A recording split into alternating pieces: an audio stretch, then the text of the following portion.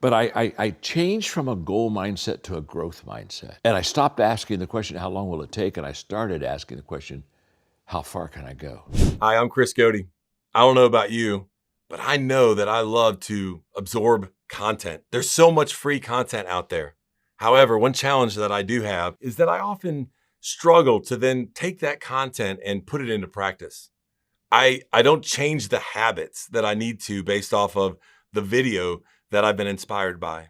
If that's you, I want you to watch this video, and then I would love for you to comment, and we would love to hear your thoughts below. The second thing I think in developing leaders is you have to be intentional. I think that you have to commit yourself to finding them, which I talk about in the book, letting them come to the leadership table, discerning what kind of capacity they have, and then I think you have to intentionally have a program of development for them. I think you have to have a process. I think of all the money we spend in companies in marketing and in advertising, and you know, I was speaking one time, this was several years ago, for AT&T, and when I was introduced to their maybe top 300 leaders, I was going to spend an afternoon with them.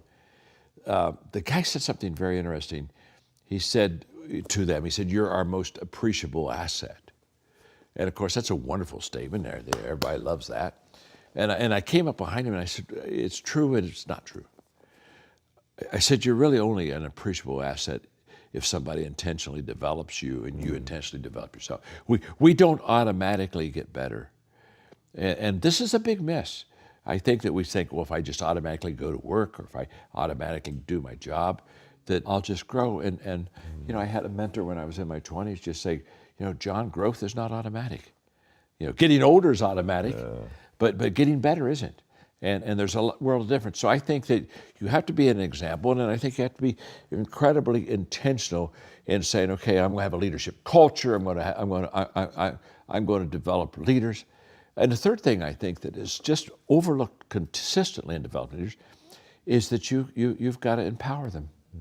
You have got to let them run the ball. Because the only way you learn leadership is by practicing leadership. So I think what a good leader does is she sets the stage for a successful run. You want to get some wins under their belts for them. And I just think that it's an empowering environment where you release people. The problem is leaders will stop and say, well, but they don't do it as well as I do it. And so that's not the point. The only way they can ever do it as well as that you do it is for them to do it.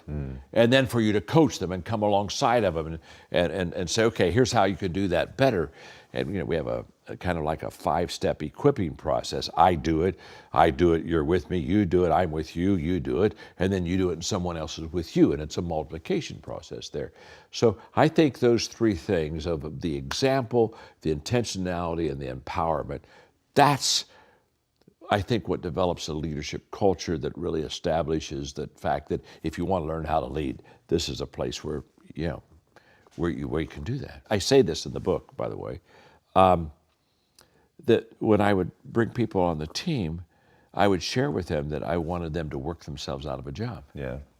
And pretty much I would just say, okay, you've got the job. I want you to do it well. Let me see you do it well. But while you're doing it well, you find somebody to replace you. And that's how that's really how you develop. You talk about a farm team of leaders. And if you can work yourself out of your job, I'll give you another job. You know, Mark Cole, he and I are owners of the company now, and he's the CEO and president, but he started off in the stockroom 20 years ago. Whoa. 20 years ago. And I was just asking him recently in a conversation, I said, how many jobs did you work your way out of to get where you are? He said 9. Wow. 9 times. And I tell people, first of all, I can't promote you unless you got somebody to replace you. So the first part of promotion isn't just getting better till I want to bring you up. First part of promotion is to show me some person that we're not going to have a big loss if I do bring you up. And then we started understanding that if people are going to be transformed, it's got to be in small groups like round tables, not in massive audiences. And we trained in auditoriums and massive audiences, and people are taking good notes and they're learning it. But transformation happens when you and I are talking and you're encouraging me and challenging me and I'm asking questions and we're having that give and take. So we said, let's go see if we can transform countries. And we started with Guatemala. And there's just three things to think about. We start top down. We don't even go into country unless the president asks us. So we come in by the invitation of the president. We have 22 presidents of countries who have now asked us to come in and do transformation. So I mean, the line's getting long because things are. So top down, because influence filters down. It doesn't filter up. So I mean, we go, with top government, top business, top education, top religion, top media, top arts. We go and we get permission. So it's top down, but then transformation also. It goes small round table to big. Mass movements don't begin with a mass. They begin with a few people. So it goes, round table, small, big, and then we teach values, because what changes people's lives are values, which is inside out. It's inside out, small, big, top down. And we've got this strategy, Ed, and we've trained 500,000 people in Guatemala now. Oh my gosh. And we're going for the tipping point. 10% of a nation we're wanting to be in round tables, because that's the tipping point. Malcolm Gladwell talks about. And we're in Paraguay now, and we are in Costa Rica, and I just came back from Kenya. I went to Saudi Arabia this year, and by the invitations of the leaders, of the country. And so it's so exciting. And so in leaderships, I talk about transformation, and it's just one chapter, but it was a shift I made, and it was a great shift. And but probably every book I write from now on, I'll have something transformation, because we're seeing such life change, and I'm living and watching this, that it's kind of like it's contagious, and I'm wanting to share it with others, because I think that once a leader understands transformation, they go to a whole new level of their leadership. And now people aren't just following you because you're going to help them be successful. They're following you because their life is being changed. Oh my gosh. And that's a whole different game. I'm just going to intentionally add value to people every day. And what does that look like every day? I mean, is that, we know what you do publicly, but let's say on the day you're not speaking somewhere, how would you add value to somebody on that day? Oh, well, first of all, every time I go into my office and start writing, I'm not going to be able to speak to them today, but I'm writing words that they're going to read. So I'm intentionally adding value to. I'm doing something. I'm taking an action, although I'm not interacting individually with like you today, Matt. I'm taking action on something that's going to add value to you tomorrow. So when I talk about intentionally adding value to people, there'll be days when I honestly would hardly see anyone, maybe except Margaret if I'd be at home. But I'm still intentionally adding value to people by either my writing or working on my lessons, or I'm intentionally adding value to people because I have a phone list of people that for example, I have a list of names on my iPhone of people that have expressed that they would like for me to share with them about God. Right. And so I take that out. Not every day, but I take it out 3 or 4 times a week and look at one of the names and call them and intentionally. Here, one of the things I love about intentional living is if you're going to live intentionally, you have to think intentionally. And I think this is to me, the real secret of living intentionally is that I begin to think on the front end. See, you can either think on the front end or you can think on the back end, but here's the difference. If thinking on the front end is 10 to 1 more important than on the back end. How many times have we finished something and said, oh man, I wish I would have done that. And why didn't I think of that? Well, you didn't think of it because you didn't think on the front end. And so I think the secret of success of intentional living is that it causes us to do intentional thinking on the front end. I mean, so that when I get into the podcast with you, and we're talking to all of our listeners and all of our people that watch the podcast, all of our friends, we can really help them. We can really help them because, when you said my podcast is a content podcast. That's why I listen to it. I listen to it because of your content. And by the way, Chris, you do take the complicated, make it simple. But you do it one more. There are some people who can take complicated, make it simple, but then you take the simple and make it applicable to a person's life. They not only now to take complicated and go simple means I understand it. To take simple and take it to application means I do it. And so you have 2 steps, I think, and I think that's your secret sauce. If somebody said, "What's Chris Hodges do better than anybody I know, I would tell them he takes complicated, makes it simple, then he takes simple and makes it applicable to a person's life. Does that make sense? So, I mean, I'll look at my calendar and I look at my agenda today and I realize I was going to be with you. And I think, well, okay, how can I add value to you? What can I do for impact theory that'll, just help? Because, again, if you're constantly adding value to people, you're going to be of great value to people. So, okay, I value people, think of ways to add value to people. Then I look for ways to add value to people. When I'm in the setting, I'm looking for, okay, what can I do? What can I say? But what we see is what we look for. And so if I'm looking to add value, guess what? I'll see ways to add value to it. Somebody else might be beside you, not add value at all to you. But I look for ways. And then number 4, I do things that add value to people. And then number 5, I encourage others to add value to people. And I've just lived that simple formula. I do that every day of my life. It's very simple. And I try to help other people do that, understanding that if they do that, wherever they are, leadership culture, not a leadership culture, doesn't really matter. They'll begin to influence and begin to lead people, and they'll begin to make a difference in people's lives. And I think that's essential. But I think you have to be intentional, and I think you have to be consistent. Consistency compounds. I'm 72, and I've been doing leadership for 50 years.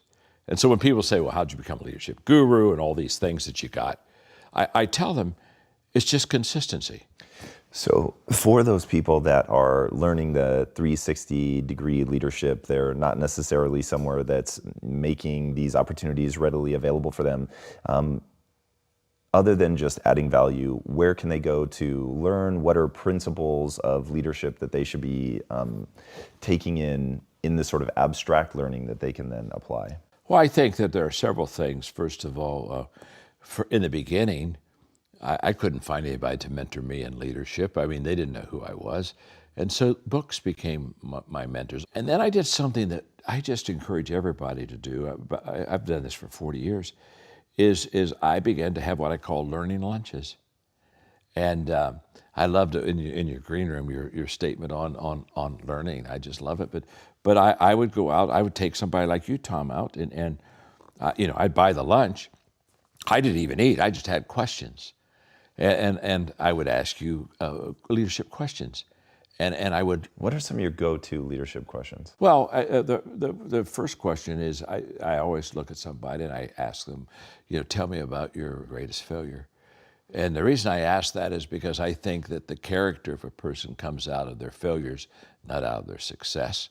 And I think that the bedrock part of foundation of leadership is character. And you build on it. And so I want to know about, tell me about a mess up in your life. And I've had so many of them. I mean, when people ask me that question, it's kind of like, which one do I pull out? But I really like to talk to people about their losses because it just really tells me a lot about who the person really is. I'm not sure success does, but I know failure does. So I ask that. I ask one of the questions I ask them is, who do you know that I should know?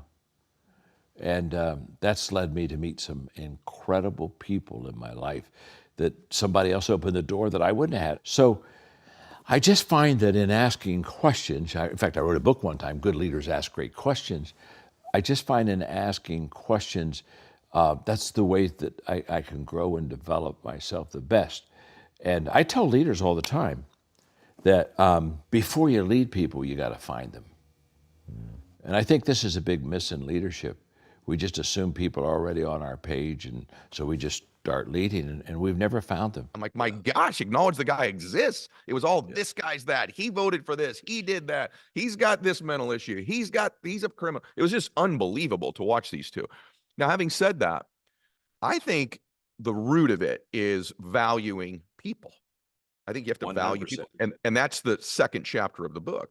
How do you value somebody? It's a hard question that you disagree with, or that might even have a lifestyle for whatever reason you don't agree with. What's the root of that, John? Like valuing people? Because I think what you just said is true. I was raised to value people of every walk of life, of every economic status. But I think there's a lot of people that have not been raised the last 20 years that way. So how do we value somebody maybe that we disagree with? Well, first of all, you were raised to value people because they're people. Hmm. Um, okay, if it's okay, I'll get a little faith. I won't stay here long, but Yes, first of all, please. you have to understand that I'm a person of faith. Okay, Mhm. and the very fact that God created a person is all I need to know about valuing people. Hmm. If God values you enough to create you, if he values you enough to make you in his image, Hmm. if he values you enough to give you giftedness that will help you be successful in life, Hmm. if he values you enough to say, before I created you, I had plans for you, Hmm. all of that tells me that God values people. So when people say, in fact, I was speaking to a group of leaders and we were doing Q&A, and one of the leaders said, John, you don't even know me, yet you say you value me. And I said, I do. And I said, but my answer is a faith answer. I said, I value you because God created you. And if, hey, it's very simple. If God values you, I'm in. I value you too. Love So that's the root. The that. root is the fact that the very fact that God created you means that you are a person of value. It Hmm. has nothing to do, Ed, with agreeing or disagreeing. Hmm. Just last week, Margaret and I celebrated our 55th wedding anniversary. Okay, Congratulations. and Congratulations. so but wouldn't it be foolish for somebody who says, think about it, for 55 years they've agreed on everything. Oh my gosh, we have you know what, we have things in our marriage we don't even talk about Hmm. because we both know that we don't agree. And we Hmm. both also know that I'm not right and she's wrong, or she's not right and I'm wrong. We just have different perspectives. Hmm. And we value each other enough to respect each other and give each other space to disagree. And Hmm. it's okay. It's Hmm. okay.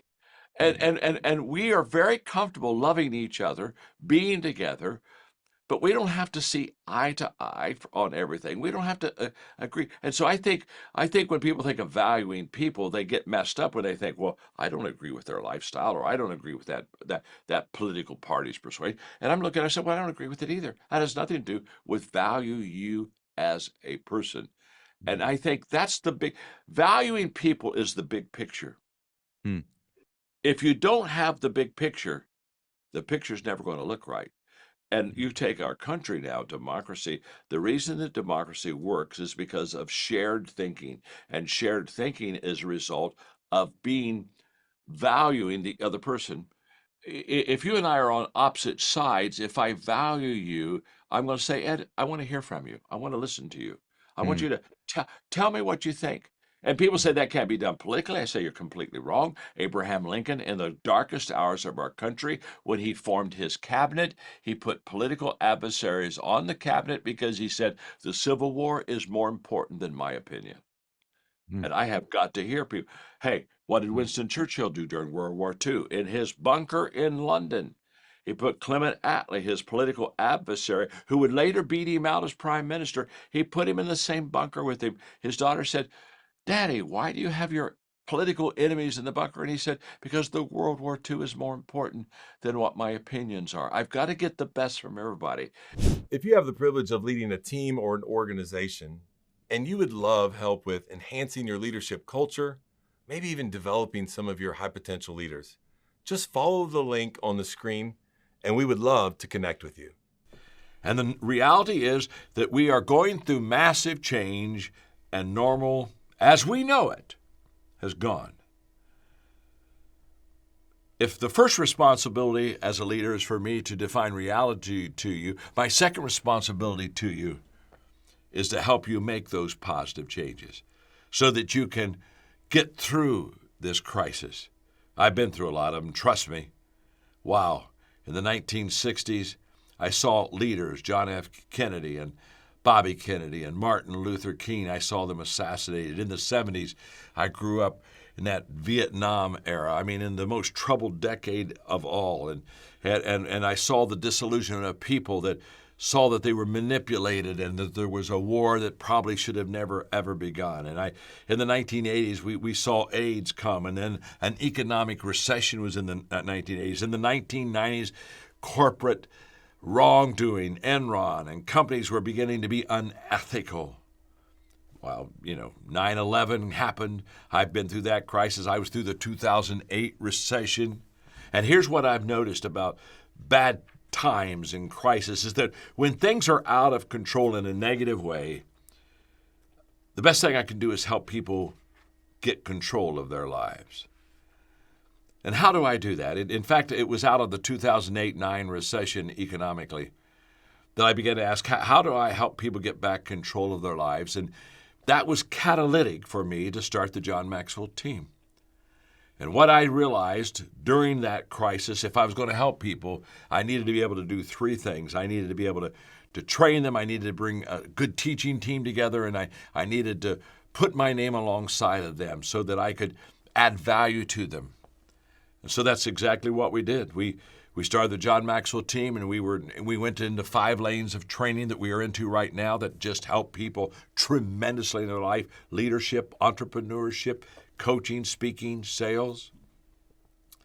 I brought together a dream team faculty who is doing things right now to be successful. They're not talking about how to be successful, and they haven't done it themselves. They have led the way to success. And I said, I'm going to put my name alongside people. I'm going to certify them. I'm going to make them John Maxwell certified. I'm going to take 50 years of my leadership and all of the legacy that I've built and all the reputation I've built, and I'm going to put my name beside theirs. And I'll be honest with you, I took some time considering that, because I thought, well, what happens if somebody does something stupid? And what I determined was I would put my name alongside of people. And yes, there might be somebody do something stupid, but I would rather help a lot of people and have maybe 1 or 2 people be a little mess up sometimes than to not help the people I could help. It was the best decision I've ever made, because now as I travel around the world, those 33,000 coaches show up everywhere, and everywhere they show up, the same story. They're adding incredible value to people. Why? Because in the John Maxwell team, we are people of value, who value people, who add value to others. So you're talking about finding what they want, what they like, Yeah, what's important to them. find out who they are. The expression, Tom, it's lonely at the top. Now, that's not a leadership expression, although people say it all the time in the context of leadership. In fact, I tell people all the time, if you're lonely at the top, it's not a leadership issue, it's just the fact you're dysfunctional. But if you think about it, if you're lonely at the top, no one's with you, no one's following you. I mean, that's a hiker, not a leader. And I think one of the things that leaders need to do, one of the first things is they need to get off the top. That's interesting. What do you mean by that? Well, I think that if I'm the leader, I don't ask you to come to where I am. I go to where you are. I get on your ground, because people are more secure in the areas that they're comfortable. And so I always go to where they live and who they are, and begin a relationship with them and ask questions and get to know them. Just get to know them, because managers try to lead everybody the same. Whereas leaders understand that you lead everyone differently. You lead them according to their temperament, according to their passion, according to their giftedness. I mean, there are about a dozen things that you lead them according that is unique to every individual. And so the only way I can lead you correctly, Tom, is to know you, so I know what you care about and I know what you value. And the moment I do that, then I put all my leadership with you in context of who you are, not who I am. So finding people really means to intentionally value them and show that you value them by learning about them and getting to know them and doing. Then you lead them with their best interest in mind, which is a beautiful way to lead people. I want to go back to what you were talking about with character. Are there particular things that you believe every person should have to build a strong, or I'm not sure what the right word would be, meaningful character? I think character mainly is developed out of adversity. I know in my life, it's been in my failures that I've discovered myself. And it's been in my failures I've discovered things that I really probably do well. But it's also been in my failures things that I've discovered about myself that Is it just discovery though, or is it like, can you build your character? Oh, I think you build it off of it, but I think you have to discover first. I think awareness is always on the front end. You can't grow yourself if you don't know yourself. So I think awareness is huge. You have to be aware of yourself. strengths, weaknesses, the whole deal. And once you're aware of yourself, then you have to take your giftedness and maximize your strengths, and then you have to make the right choices. But awareness is on the front end, and we don't hear a lot about awareness. How can you develop awareness?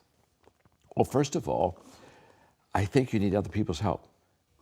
I hear people all the time say, well, I think I'm very self-aware, and I always get amused with that because we're not. We all have blind spots. I have blind spots. So if there's any self-awareness from me, it's because I've had somebody speak into my life. The people on your team talk about your weaknesses all the time because they see it. I said the reason I said you need to go back and share them with them is to give the team comfort to know, oh, okay, he does know that. He knows he's not real strong in that area. They already know it. I just want you to let them know that you know it, because I said what really bothers team players is when they think their coach doesn't know. I mean, if I think my leader doesn't know, now I get really nervous because I don't think this is going to end up very well because the leader doesn't see it. I said the very fact you acknowledge it will then allow them now to not only connect with you, but talk to you about it. And see, that's a big miss. There's a big miss. It's kind of like, oh, I don't think they know that. Oh, trust me, they got you down. They have you all figured out. They know what you do well. And I tell my team all the time, because I'm 77, Ed. I'm not at the beginning of the runway. I tell my team all the time, you have got to talk to me. You have got to talk to me. Because how many times do I see people stay too long in the game? Yes. And so if I see people stay too long in the game, what would ever make me think that I'm not going to think I can stay too long? I mean, I'm not that smart. If a lot of smart people have stayed on too long. And so the only way I know to fix that is to help my team, give them permission, walk into my life, tell me when I was sharp or I had an edge. And they do it, and they do it really well. And what it does for our camaraderie and what it does for our chemistry, it just works. Because I know they have my back. They're going to help me. I watched him do this, by the way, everybody. I sat on yes. playing with him, and I watched him do this with his team. And they do have an unbelievable camaraderie, and they are candid with him. The remarkable part of the story you told about the roundtable is not just that you apologized and wanted to make it right. It's that you've created a culture in your own team where they were comfortable immediately telling you, hey, you've got an edge here, that they're not going to be rebuked for candor. And that's often what leaders do. They rebuke candor, and then it's never done again. And he's completely right. I mean, I won't double down on the point, but I can just tell you, as a young man in business, and I was certainly edgy, and that would be being polite. I was certainly more than edgy, and I would never acknowledge it. And he's completely right. Years later, I'll meet people that work with me. They talked about it all the time. In fact, it was magnified because I didn't acknowledge it.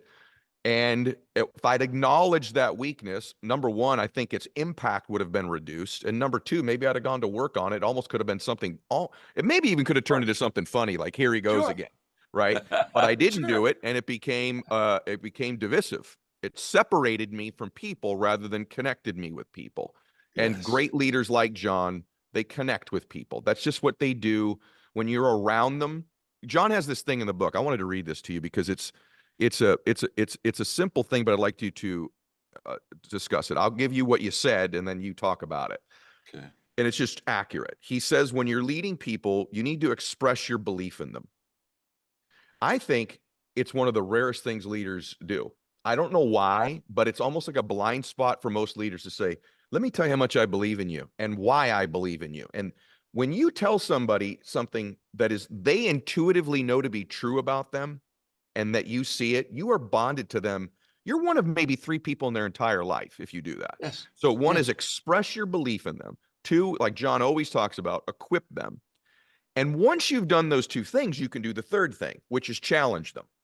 Yeah. Too many leaders like to challenge before they've poured the belief and equipped. So I want you to talk about, I would say more than anyone in my life that you do this tremendously well. I never leave your presence where you haven't told me how much you believe in me, in a sincere way, by the way. I'm not sitting there going, he's doing that thing again. It's sincere. I just want you to express, I think you're the best I've ever met at this. If you're like me, you watch a video like that from Maxwell Leadership and you just get inspired. I love how it's so practical. It just makes a lot of sense. But here's the challenge. We have to commit to each other. We have to commit to change, both in our personal lives and also our professional lives. Looking for more information about the Maxwell Leadership Certified Team? Follow the link below to learn more. We can't wait to hear from you and add value to your lives.